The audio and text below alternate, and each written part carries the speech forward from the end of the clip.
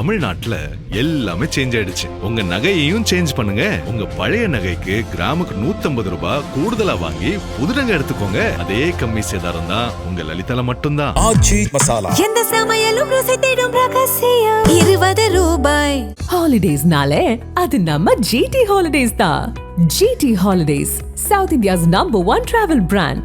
You know you are special when you're with GT Holidays. மாண்புமிகு பேரவைத் தலைவர் அவர்களே, நான் கேட்டுக்கொள்வதெல்லாம் நீங்க இந்த மின்வெட்டு பிரச்சனையால தமிழ்நாட்டை இருட்டாக்கி முதலீடுகளை கோட்டை விட்டுறாதீங்கன்னு தான் உங்களை எல்லாம் கேட்டுக்கொள்கின்றேன். அதே மாதிரி நம்முடைய மின்சாரத்துறை அமைச்சர் 2 நாட்கள் பொறுமையா இருங்க, 2 நாட்கள் பொறுமையா இருங்கன்னு சொல்லும் போது எனக்கு அடுத்த 2 நாட்களுக்கு தமிழ்நாட்டில் மின்சாரம் இருக்குமா இல்லையா, இல்லை நாங்கள் எல்லாமே பொறுமையா இருக்கணும்னு அதை சிம்பாலிக்கா சொல்றாரா அப்படிங்கிற சந்தேகம் எனக்கு இருக்கு. இன்னைக்கு எங்க பார்த்தாலும் அறிவிக்கப்படாத ஒரு மின்வெட்டாக இருக்கு. குடும்பங்கள்லாம் குழந்தைங்களை கூப்பிட்டு சாலை மறியலில் ஈடுபட்டு இருக்கிறாங்க. சில நாட்களுக்கு முன்பு எங்களுடைய திராவிட முன்னேற்ற கழகத்தின் சார்பாக ஒரு பொதுக்கூட்டம் அம்பத்தூர்ல ஒரு பொதுக்கூட்டம் ஏற்பாடு பண்ணியிருந்தோம். அங்க எங்களுடைய முன்னாள் அமைச்சர், இப்போ சட்டமன்ற உறுப்பினர் அண்ணன் தங்கம் தென்னரசு அவர்கள் சிறப்பு பேச்சாளராக போயிருந்தார். அவர் பேச ஆரம்பிச்சோடனே கரண்ட் கட் ஆயிடுச்சு. 30 நிமிஷம் வரைக்கும் காத்திருந்து நாங்க என்ன பண்ணிட்டோம், பொதுக்கூட்டத்தை அரசுக்கு எதிரான ஒரு ஆர்ப்பாட்டமா மாத்தி, கரண்டே வரல, ஆர்ப்பாட்டமா நடத்தி முடிச்சிட்டோம். அது மட்டும் இல்லை, இன்னைக்கு தமிழ்நாட்டில் பல்வேறு இடங்கள்ல, திருவண்ணாமலையில கிரிவல பாதையில மக்கள் போறப்போ தினசரி பவர் கட் பண்றாங்க. அவங்களுடைய பாதுகாப்பை இன்னைக்கு ஒரு மிகப்பெரிய ஒரு கேள்விக்குறியா ஆக்கி வச்சிருக்கு இந்த அரசு. செங்கல்பட்டு அருகே சூனாம்பேடுல கருப்பாயி அப்படிங்கிற 75 வயது மூதாட்டி, அவங்க உடம்பு சரியில்லை, வீட்டுல வெண்டிலேட்டர் சப்போர்ட்ல இருந்தப்போ பவர் கட் ஏற்பட்டு மூச்சு திணறி இறந்து போயிட்டாங்க. பவர் இல்லைன்னு தொகுதி எம்எல்ஏ போய் கேட்கலான்னு பார்த்தா எம்எல்ஏ யாருன்னு மக்களுக்கு தெரியல. நிறைய பேருக்கு இங்க இருக்கக்கூடிய எல்லாம், நான் தவறா சொல்ல, எல்லாமே புதுமுகங்கள். நமக்கே பாரிப்பே வெளில பார்க்கும்போது இவர் எம்எல்ஏவா இல்லையா அப்படின்னு தெரியல, உள்ள வந்தா தான் தெரியுது. முன்னெல்லாம் புயல் மழை நேரத்துல ஸ்கூலுக்கு லீவ் விடுவாங்க. ஆனா இந்த ஆட்சி அமைஞ்ச பிறகுதான் முதல் முறையா கரண்ட் இல்லைன்னு ஸ்கூல்ஸ்க்கு லீவ் விட ஆரம்பிச்சிருக்காங்க. சென்னை, பெரம்பூர் மற்றும் வியாசர்பாடியில கடந்த ஜூன் 9ஆம் தேதி அன்னைக்கு 4 தனியார் பள்ளிகளுக்கு கரண்ட் இல்லைன்னு லீவ் விட்டாங்க.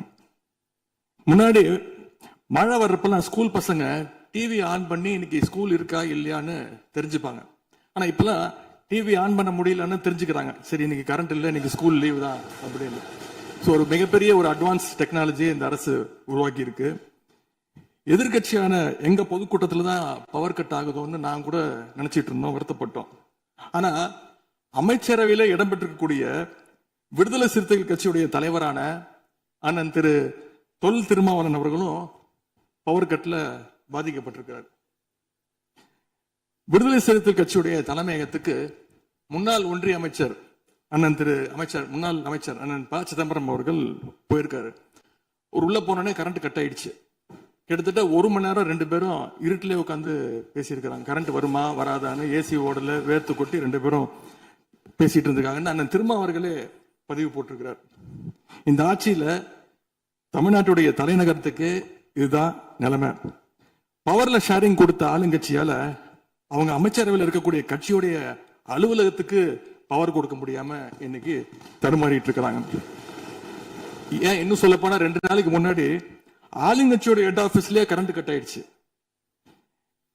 அப்போ அங்க வந்தவங்க எல்லாம் ஆளுங்கட்சியா இருந்தும் பனையூர்லயே பவர் இல்லையேன்னு புலம்பிட்டு போனதாக தகவல் வந்திருக்கு. ஆக மொத்தம் இன்னைக்கு தமிழ்நாடு லிட்டரலா ஒரு இருட்டுல மூழ்கி கிடக்குது.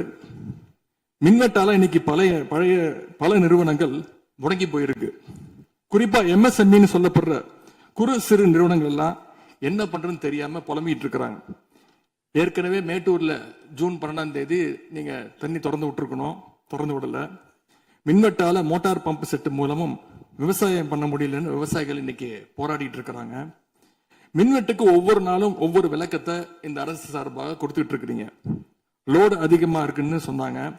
இன்னும் ஒரு படி மேல போய் இன்னைக்கு ஃபியூஸ் கேரியர் எடுத்துட்டு போயிடுறாங்கன்னு சொல்லிட்டு இருக்கிறாங்க. இப்படி சொன்னதும் இந்த ஆட்சிக்கு வெளியில இருந்து ஆதரவு கொடுக்கக்கூடிய மார்க்சிஸ்ட் கம்யூனிஸ்ட் கட்சியை சேர்ந்த எழுத்தாளர் திரு ஆதவன் தீட்சணே அவர்கள் ஒரு பதிவு போட்டிருக்கிறார். என்ன தெரியுமா எழுதியிருக்கிறாரு? கேரியரின் உச்சத்தில் ஆரம்பித்து டிஃபன் கேரியர்ல போய் நின்று இன்னைக்கு ஃபியூஸ் கேரியர்ல முடிந்திருக்கக்கூடிய ஆட்சி அப்படின்னு திரு ஆதவன் தீட்சண்டே எழுத்தாளர், மார்க்சிஸ்ட் கம்யூனிஸ்ட் கட்சி அவர் சேர்ந்தவர் பதிவு போட்டிருக்கிறார். பவர் கட்டுக்கு இவங்க சொல்ற காரணங்கள் எதையுமே மக்கள் ஏத்துக்கலன்னு தெரிஞ்சதும் இவங்களோட வழக்கமான ஒரு ஆயுதத்தை கையில் எடுத்துட்டாங்க. என்ன தெரியுமா அது ஆயுதம்? எல்லாத்துக்கும் திமுக தான் காரணம் அப்படின்னு சொல்றது. இப்ப பவர் கட்டுக்கும் திமுக தான் காரணம்னு சொல்ல ஆரம்பிச்சுட்டாங்க. இப்படி பழி போடுறதுல காட்டுற வேகத்தை பவரை மீண்டும் கொண்டு வரதுல காட்டினா கொஞ்சம் சிறப்பா இருக்கும். எங்க ஆட்சியில ஏற்படாத மின்வெட்டு இந்த ஆட்சியில தொடர்ந்து இவ்வளவு அதிகமாக ஏற்பட என்ன காரணம்? அரசுடைய நிர்வாக திறமையின்மையா, இல்ல உண்மையிலேயே ஏதாவது டெக்னிக்கல் இஷ்யூஸ் இருக்கா? அப்படி ஏதாவது இருந்தா அதை தீர்க்க இந்த அரசுக்கு இன்னும் எத்தனை நாள் தேவைப்படும்? இந்த நிலைமை தொடராம இருக்க என்ன நடவடிக்கை எடுக்க போறீங்கன்னு முதலமைச்சர் அவர்கள் தன்னுடைய பதிலுரையில சொல்லணும். ஒரே ஒரு ஆறுதல், ஒரே ஒரு மகிழ்ச்சியான செய்தி என்னன்னா, ஆளுநர் உரையின் பொழுது சட்டமன்றத்தில் பவர் கட் ஆகல. அதுக்கு இந்த அரசை பாராட்டலான்னு நான் நினைச்சேன். அப்படி நினைக்கும் போது பாத்தீங்கன்னா சட்டசபை நிகழ்ச்சியை லைவ்ல கட் பண்ணிட்டாங்க. இன்னைக்கு லைவ்ல வந்துட்டு இருக்கா அப்படின்னு எனக்கு தெரியல, கொடுத்திருக்கிறதா சொன்னாங்க. மனு பேரவைத் தலைவர் அவர்களே, எங்களுடைய திராவிட மாடல் ஆட்சி நடந்தப்போ 5 வருஷமும் நாங்க குறுவை சாகுபடிக்காக மேட்டூர்ல இருந்து சொன்ன தேதியில தண்ணீர் திறந்து விட்டுருக்கிறோம். ஆனா புதிய அரசு ஆட்சிக்கு வந்திருக்கக்கூடிய இந்த சமயத்துல மேட்டூர் அணையில நீர் திறக்கிற அளவுக்கு அங்க தண்ணீர் இல்லை. குறிப்பா ஜூன் மாசத்துல 9.91 டிஎம்சி தண்ணீரை தமிழ்நாட்டுக்கு திறந்து விடணும்னு காவிரி நதிநீர் மேலாண்மை ஆணையம் கர்நாடகாவுக்கு உத்தரவு போட்டது. ஆனா இந்த நிமிஷம் வரைக்கும் அந்த உத்தரவை கர்நாடகா நிறைவேற்றல. அதை நிறைவேற்ற முதலமைச்சர் என்ன செய்ய போறாருன்னு பதிலுரையில சொல்லணும். அதேபோல் டெல்டாவில் 6 லட்சம் ஹெக்டர் அளவுக்கு குறுவை சீசன்ல குறுவை சாகுபடி ஆகும். இந்த முறை மேட்டூர் அணையில தண்ணீர் திறக்காதனால அரசு அறிவிச்சிருக்கக்கூடிய குறுவை சிறப்பு தொகுப்பு ஸ்பெஷல் பேக்கேஜ் 134 கோடி ரூபாய்க்கு அறிவிச்சிருக்கிறீங்க. அது பத்தலன்னு இன்னைக்கு விவசாயிகள் போராடிட்டு இருக்கிறாங்க. சிறப்பு தொகுப்பு கஷ்டத்தை போக்காது, உரிய நிவாரணத்தை விரைவா அறிவிக்கணும்னு விவசாயிகள் எல்லாம் போராடிட்டு இருக்கிறாங்க. அதனால டெல்டா விவசாயிகளின் சார்பாக ஒரு கோரிக்கையை முதலமைச்சர் அவர்களுக்கு வைக்க விரும்புகிறேன். தமிழ்நாடு முழுக்க போராடிட்டு இருக்கக்கூடிய அனைத்து விவசாய சங்க பிரதிநிதிகளையும் அழைச்சு முதலமைச்சர் அவசரமாக ஒரு ஆலோசனை கூட்டத்தை நடத்த வேண்டும். காலதாமதம் இல்லாம விரைவா அந்த கூட்டம் நடத்தப்பட வேண்டும்னு கோரிக்கை வைக்கிறேன். அவங்களுடைய கோரிக்கைகளை நிறைவேற்றி கொடுக்கிறதுக்கான அனைத்து நடவடிக்கைகளையும் அரசு எடுக்க வேண்டும். விவசாயிகளுக்கு இன்னொரு பெரிய பிரச்சனையும் ஏற்பட்டிருக்கு. தேர்தலுக்கு முன்பு நீங்க சொன்ன வாக்குறுதி 5 ஏக்கர் வரைக்கும் நிலம் வச்சிருக்கிற விவசாயிகளுக்கு முழுமையான பயிர்க்கடி தள்ளுபடின்னு நீங்க தான் சொன்னீங்க. ஆனா விவசாயிகளை இன்னைக்கு சிறு குறு விவசாயிகள்னு பிரிச்சு அதுலயே நிறைய ஸ்லாப்ஸ் ஏற்படுத்தி வச்சிருக்கிறீங்க. 1 லட்சம் அளவுக்கு கடன் வாங்கி இருந்தா 5000 ரூபாய் வரைக்கும் தான் தள்ளுபடி கிடைக்கும் அப்படின்ற நிலைமையை இன்னைக்கு உருவாக்கி இருக்கீங்க. அதுக்கப்புறம் அதுலயும் ஒரு சேஞ்ச் கொண்டு வந்தீங்க. 75,000 ரூபாய் வரைக்கும் வாங்கினவங்களுக்கு முழு தள்ளுபடின்னு சொல்லியிருக்கிறீங்க. இப்போ அதுல இன்னொரு சேஞ்ச் என்னன்னா, ஒரே குடும்பத்தில் உள்ள 3 நபர்கள் வரை கடன் பெற்றிருந்தாலும் தற்பொழுது ஒரு குடும்ப அட்டைக்கு ஒரு வேளாண் கடன் மட்டுமே தள்ளுபடி செய்ய அரசாணை வழங்கப்பட்டிருக்கு. எங்களுடைய ஆட்சியில, கடந்த கால ஆட்சிகள்ல இதெல்லாம் முழு தள்ளுபடி கொடுத்திருக்கிறோம். எனவே அதையும் இந்த விவசாயிகளை இதுக்கு மேல குழப்பாம இந்த அரசு முடிவெடுக்க வேண்டும் என்று நான் கேட்டுக்கொள்கின்றேன். அரசினுடைய இந்த ஏமாற்று அறிவிப்பை கண்டிச்சு போராட்டம் நடத்தின விவசாயிகள் மேல தடியடியும் நடத்தியிருக்கீங்க. தேர்தல் பிரச்சாரத்தின் போது முதலமைச்சர் சொன்னாரு, எனக்கு இன்னொரு ஜென்மம் இருந்தா நான் விவசாயியா பிறக்கணும்னு ஆசைப்படுறேன்னு முதலமைச்சர் சொல்லியிருக்கிறார். ஆனா இன்னொரு பக்கம் விவசாயிகள் மேல தடியடியும் நடத்தியிருக்கீங்க. விவசாயியா பிறக்க இன்னொரு ஜென்மம்லாம் தேவையில்லை, எப்ப நினைச்சாலும் போய் விவசாயி ஆயிடலாம். ஆகவே வெற்று வார்த்தைகளால விவசாயிகளை ஏமாத்தாம இந்த அரசு செயல்படணும்னு நாங்க விரும்பி கேட்டுக்கொள்கின்றோம். மேட்டூர் அணையை திறக்காது, மேகதாது அணை பிரச்சனை, பயிர்க்கடன் தள்ளுபடியில ஏமாற்றம்னு இந்த 1 மாசத்துல மட்டும் விவசாயிகள் பல சோதனைகளை சந்திச்சிருக்கிறாங்க. இன்னும் பேரவைத் தலைவர் அவர்களே, இன்னொரு முக்கியமான விஷயம், இந்த ஆட்சியில அரசு பள்ளிகள்ல நடக்கிற கூத்தெல்லாம் பார்க்கும்போது ரொம்ப அதிர்ச்சியாக இருக்கின்றது. முன் எப்போதும் இல்லாத வகையில அரசு பள்ளிகளுக்குள்ள சட்டமன்ற உறுப்பினர்கள் போறாங்க. தப்பில்ல, போகணும், ஆய்வுகள்லாம் செய்யணும்.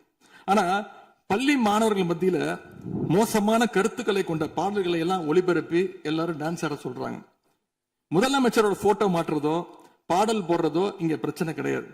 ஆனா அவங்க என்ன பாட்டை மாணவர்கள் மத்தியில போடுறாங்க அப்படிங்கிறது தான் இங்க இருக்கக்கூடிய பிரச்சனை. மாணவர்களுக்கு தன்னம்பிக்கையும் ஊக்கமும் அளிக்கிற மாதிரியான கருத்தான பாடல்களை போட்டா பரவாயில்ல. ஆனா சினிமா படங்கள்ல வர குத்து பாடல்கள், தவறான அர்த்தம் கொண்ட பாடல்கள் எல்லாம் குழந்தைகள் மத்தியில ஒளிபரப்பி அதை ஏற்கவே முடியாது. எனவே முதலமைச்சர் தலையிட்டு உடனே இதை நிறுத்தணும்னு கேட்டுக்கொள்கின்றேன். அடுத்து மிக முக்கியமான ஒரு பிரச்சனையை இந்த அரசின் கவனத்துக்கு கொண்டு வர விரும்புகிறேன். இன்னைக்கு தமிழ்நாட்டுடைய சட்டம் ஒழுங்கு நிலைமை எப்படி இருக்குன்னு செய்திகளை பார்த்தா அவ்வளவு கொடூரமாக இருக்கிறது. ஒரு மாசத்துல 200க்கும் மேற்பட்ட பாலியல் குற்றங்கள் நடந்திருக்கு. அதுல 100க்கும் அதிகமான குற்றங்கள் சிறுமிகள் மீதான பாலியல் வன்கொடுமைகள். ஜனநாயக நடைமுறைக்கு எதிராக குழந்தைகளை பயன்படுத்தி பெரியவங்க கிட்ட வாக்கு கேட்டார் என்று இருக்கக்கூடிய முதலமைச்சர். ஆனா அவர் ஆட்சியில குழந்தைகளுக்கும் பாதுகாப்பு இல்ல, பெரியவங்களுக்கும் பாதுகாப்பு இல்லைங்கிற நிலைமை இன்னைக்கு நடந்துட்டு இருக்கு. இந்த புதிய அரசு ஆட்சிக்கு வந்த ஒரு சில நாட்கள்லயே கோயம்புத்தூர்ல 10 வயது பெண் குழந்தைய பாலியல் வன்கொடுமை செஞ்சு கொலை பண்ணியிருக்கிறாங்க. முக்கியமா தமிழ்நாட்டையே உலுக்கிய ஒரு கேஸ், கும்மிடிப்பூண்டியில ஒரு 3 வயது குழந்தை பாலியல் வன்கொடுமை செய்யப்பட்டு புதர்ல வீசப்பட்டு அதன் பின்பு அந்த குழந்தை இறந்தும் போயிடுச்சு. இந்த சம்பவத்துக்கு நீதி கேட்டு அங்க இருக்கக்கூடிய மக்கள்லாம் போராட்டத்துல இறங்கிட்டாங்க. கோயம்புத்தூர்லயும் சரி, கும்மிடிப்பூண்டியிலயும் சரி, 2 சம்பவத்திலுமே மரணமடைஞ்ச குழந்தைகளுடைய உடலை பெற்றோர்கிட்ட முறையா கொடுக்காம வேற இடத்துல காவல்துறை மூலமாகவே அடக்கம் பண்ணிருக்கிறாங்க. இதையெல்லாம் பாக்குறப்போ நாம இன்னைக்கு தமிழ்நாட்டில் தான் இருக்கிறோமா, இல்ல உத்தரப்பிரதேசம், மத்திய பிரதேசம் மாதிரி வடநாட்டில் இருக்கோமான்னு எங்களுக்கு சந்தேகம் வருது. சிங்கப்பெண் படைன்னு ஒரு திட்டத்தை முதலமைச்சர் அவர்கள் தொடங்கினார். அந்த திட்டம் வந்த அடுத்த நாளே காவல்துறை சேர்ந்த ஒரு பொண்ணுக்கு 3 பேர் பாலியல் தொல்லை கொடுத்திருக்கிறாங்க. சென்னை மற்றும் சுற்றுப்புறங்கள்ல மட்டும் கடந்த ஜூன் 12ஆம் தேதி 24 மணி நேரத்துல 12 பாலியல் வன்கொடுமை கேசஸ் ரிப்போர்ட் ஆயிருக்கு. சிங்கப்பெண் படை குற்றவாளிகளை சேஸ் பண்ணுவாங்கன்னு பார்த்தா அவங்களும் கூட ரீல்ஸ் போட்டு போஸ்ட் பண்ணிட்டு இருக்காங்க. மன்னன் எவ்வழி மக்கள் அவ்வழின்னு சொல்லுவாங்க. அதை சிங்கப்பெண் படை ஃபாலோ பண்ணுதோன்னு மக்களுக்கு சந்தேகம் வந்துருச்சு.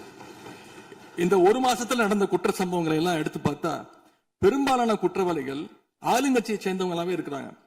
இவங்க ஆட்சிக்கு வந்து தொகுதியா போய் தொகுதி வாரியா போய் நலத்திட்ட உதவிகள்லாம் செய்வாங்கன்னு பார்த்தா அவங்க கட்சிக்காரங்க தொகுதி வாரியா போய் பாலியல் வன்கொடுமையில ஈடுபட்டு இருக்காங்க. ஆளுங்கட்சியுடைய ஆலந்தூர் பகுதி தயவுசெய்து மொத்தம் பொதுவா நீங்க பேசுவது நான் ஏற்றுக்கொள்ள முடியாது. இல்ல சும்மா ஆதார் பாருங்க,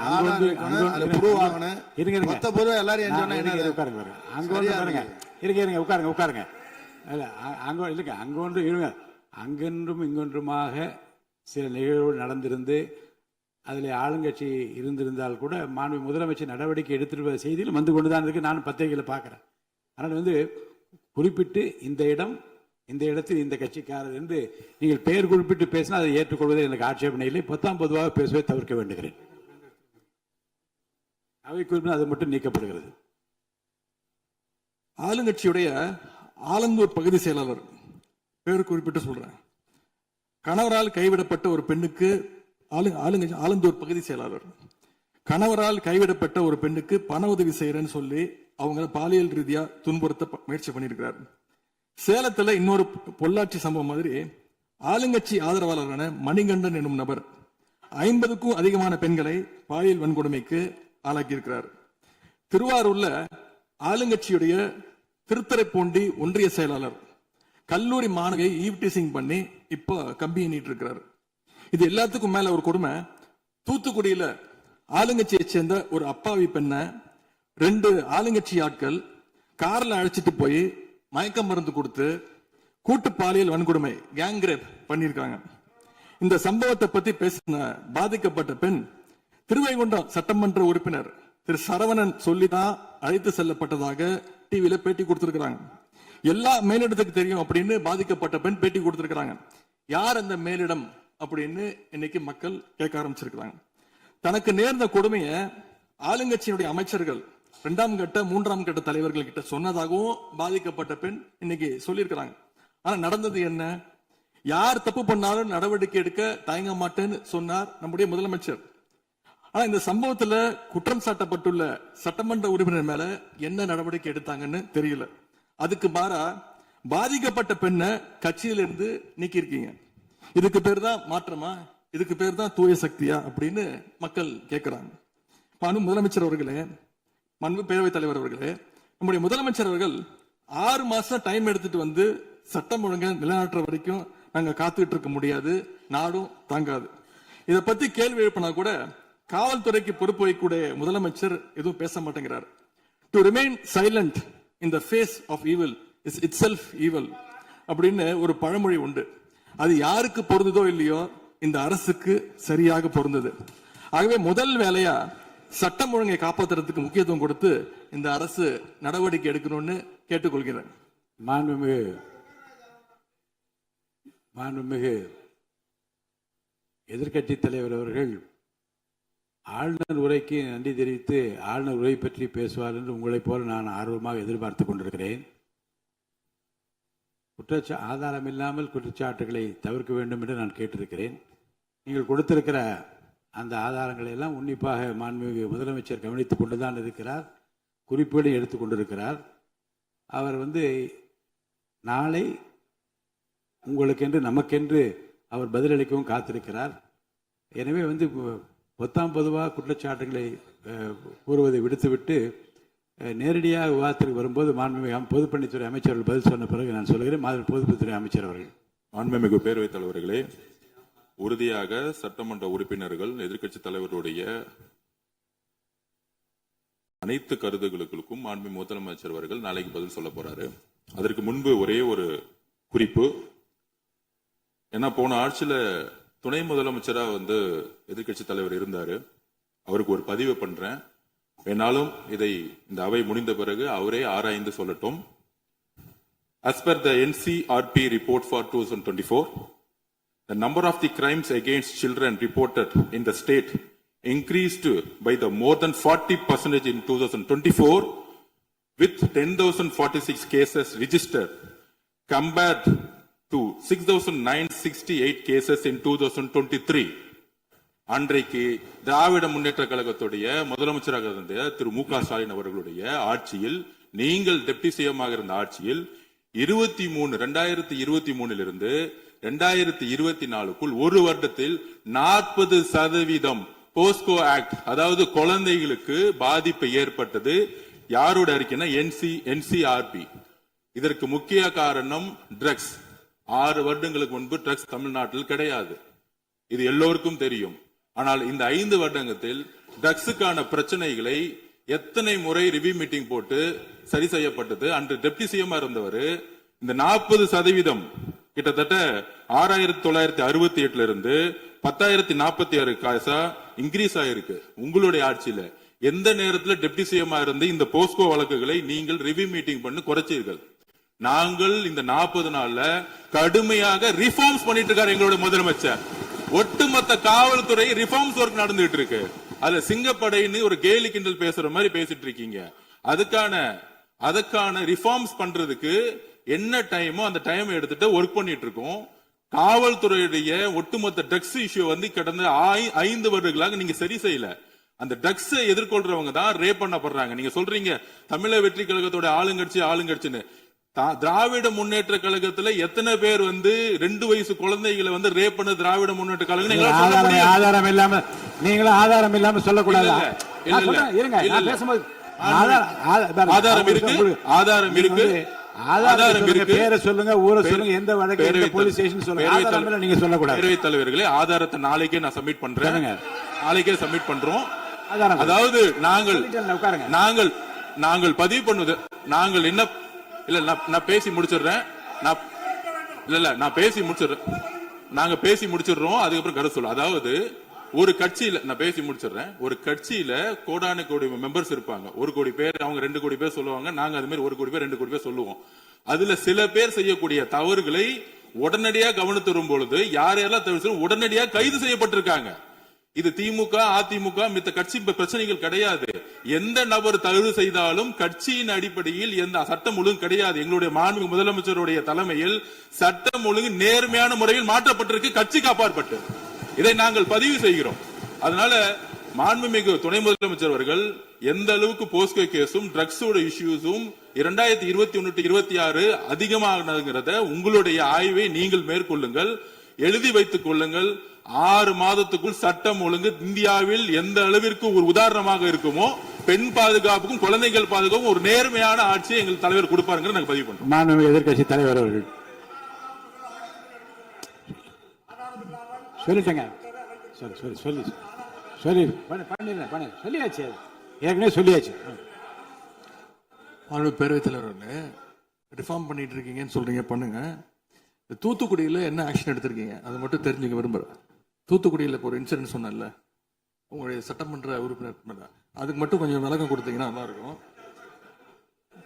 அதே போல தமிழ்நாட்டுக்கு வர வேண்டிய மிகப்பெரிய தொழில் முதலீடுகள் எல்லாம் இன்னைக்கு பக்கத்து மாநிலங்களுக்கு போகிறதாக பத்திரிகையிலையும் மேகசின்ஸ்லையும் தொடர்ந்து செய்திகள் வந்துட்டு இருக்கு. தொழில்துறை கைடன்ஸ் தமிழ்நாடு அமைப்புகள்ல முந்தைய ஆட்சியில் இருந்தக்கூடிய அதிகாரிகளை திடீர்னு மாத்தினதும் ஒரு தவறான முடிவுன்னு நாங்கள் கருதுறோம். இதனால தமிழ்நாடு பாதிக்கப்பட்டிருக்கு அப்படின்னு பத்திரிகைகளை தொடர்ந்து அறிக்கைகள்லாம் வந்துட்டு இருக்கு. இதற்கு இடையில ஆளுநர் உரையில தலைமைச் செயலாளர் தலைமையில தமிழ்நாடு இன்வெஸ்டர் ப்ரமோஷன் கமிஷன் என்ற பேர்ல ஒரு புது அமைப்பு உருவாக்கப்படும்னு அதை தெரிவிச்சிருக்கிறீங்க. அப்படின்னா இப்ப சிறப்பா செயல்பட்டு வருகின்ற கைடன்ஸ் தமிழ்நாடு அமைப்பு என்னவாகும் அப்படின்னு முதலமைச்சருடைய பதிலுரையில சொல்லணும்னு நாங்க விரும்புறோம். மாண்பு பேரவைத் தலைவர் அவர்களே, இந்த அரசின் முன்னாடி இவ்வளவு பிரச்சனைகள் இருக்கு, ஏகப்பட்ட பிரச்சனைகள் இருக்கு. இதையெல்லாம் தீர்க்க முயற்சி பண்ணாம அடுத்த கட்சி ஆட்களை இழுக்கிற வேலையை தான் நீங்க எல்லாம் முழுவீச்சுல செஞ்சுக்கிட்டு இருக்கீங்க. இந்த அரசின் மீதான நம்பிக்கை வாக்கெடுப்பின் போது நான் குறிப்பிட்டு சொன்னேன், புதுமையான ஆட்சின்னு சொன்னீங்க, கடைசியில புஷ்பா பட ஆட்சியை கொடுத்திருக்கீங்கன்னு குறிப்பிட்டு பேசியிருந்தேன். அந்த அளவுக்கு குதிரை பேரம் தொடர்ந்து நடந்துகிட்டு இருக்கு. அப்படி பேசின அப்புறமாவது எதிர்க்கட்சி தலைவர்களுக்கு இந்த குதிரை பேரம் கழுதை பேரம் என்பதை பற்றி எல்லாம் பேசுவதற்கு இடமல்ல. இது ஆதாரம் இல்லாமல் எந்த பேரத்தை பற்றி பேசுவதை நான் அனுமதிக்க முடியாது. நீங்க அடுத்த இதுக்கு போலாம். 3 சீட்டர் சோஃபா 3 சீட்டர் சோஃபா இன்னைக்கு 5 சீட்டர் சோஃபாவா அப்கிரேட் பண்ணிருக்கீங்க. ஏற்கனவே சோஃபா அனுப்பி அடுத்த கட்சி எம்எல்ஏக்கெல்லாம் இழுத்துக்கிட்டு இருந்தீங்க. இன்ஸ்டா மார்ட்ல பொருட்களை வாங்குற மாதிரி இன்ஸ்டன்டா எம்எல்ஏக்களை வாங்கிட்டு இருக்கீங்க. வாங்கி ராஜினாமா செய்ய வச்சு விட்டு இருக்கீங்க.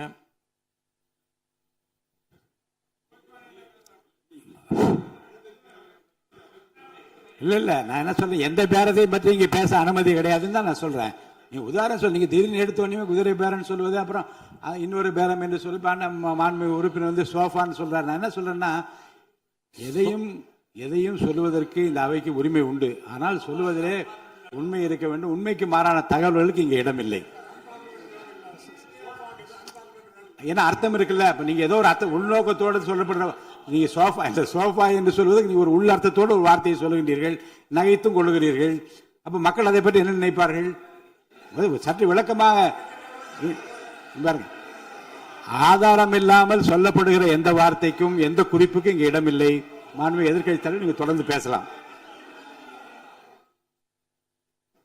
ஊழல் சக்தின்னு சொல்லிட்டு அதே எம்எல்ஏக்களுக்கு இன்னைக்கு ஒரு மச்சத்தை மட்டும் வச்சுட்டு இன்னைக்கு தூய சக்தியா நீங்க மாத்திட்டீங்க.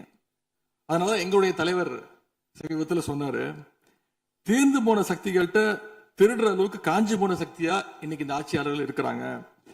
ஆகவே இந்த குற்றச்சாட்டுகளுக்கு முதலமைச்சர் அவர்கள் தன்னுடைய பதில் உரையில அவர் விளக்கம் அளிப்பார்னு நாங்க நம்புறோம். முக்கியமா இந்த ஆள் பிடிக்கிற வேலையை நிப்பாட்டிட்டு இனியாவது ஆட்சி நிர்வாகத்துல நீங்க கான்சென்ட்ரேட் பண்ணுங்கன்னு உங்களை எல்லாம் கேட்டுக்கிறேன். மாண்பு பேரவைத் தலைவர் அவர்களே, உங்களுடைய தேர்தல் முக்கியமான வாக்குறுதிகள், படிச்சு வேலை இல்லாத இளைஞர்கள் அவங்களுக்கு எல்லாம் 4500 ரூபாய் மாசம் 4500 ரூபாய் தருவேன்னு சொல்லியிருக்கிறீங்க.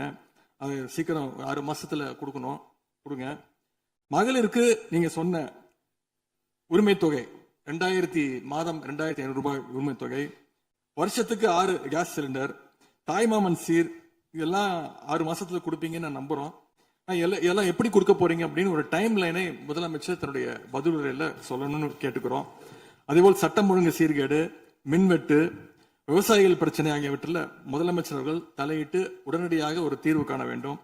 ஆளுநர் உரையில இதற்கான விளக்கம் இல்லாததால முதலமைச்சருடைய பதில் உரையாவது இதெல்லாம் இருக்கும்னு நாங்க எதிர்பார்க்கிறோம்.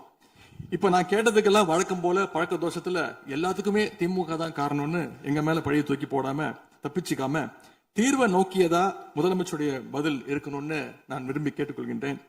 ஆளுநர் உரையில இருமொழி கொள்கை, மாநில உரிமை, சமூக நீதி, மகளிர் முன்னேற்றம்னு திமுக சொன்னதையே ப்ளூ பிரிண்டா ஃபாலோ பண்ணி இந்த அரசுடைய கொள்கை முடிவுகளா அறிவிச்சிருக்கிறீங்க. இதை நாங்க வரவேற்கிறோம். மற்றபடி ஆளுநர் உரையில தமிழ்நாட்டுடைய வளர்ச்சிக்கான ரோடு மேப் எதுவும் இல்லைன்னு கூறிக்கொண்டு முழுக்க முழுக்க முதலமைச்சருடைய புகழுரையாகத்தான் இந்த ஆளுநரை அமைஞ்சிருக்குன்னு சொல்லி வாய்ப்புக்கு நன்றி கூறி விடைபெறுகின்றேன். நன்றி, வணக்கம். பேரவையின் இந்திய நிகழ்ச்சிகள் இத்துடன் முடிவுற்றன. நக்கீரன் டிவிக்கு சப்ஸ்கிரைப் செய்யுங்கள். உங்கள் ஆதரவே எங்கள் பலம். ஆசிரியர்களுக்கு நண்பனாகவும் மாணவர்களுக்கு ஆசானாகவும் திகழும் தேர்வு வழிகாட்டி. ஒவ்வொரு பாடத்திற்கும் அனுபவமிக்க ஆசிரியர்களின் துல்லியமான தெளிவான விடைகள். CNC இருக்கு, தேர்வு பயம் எதற்கு? இது தீரன் பப்ளிஷிங் ஹவுஸ் விற்பனை வெளியீடு.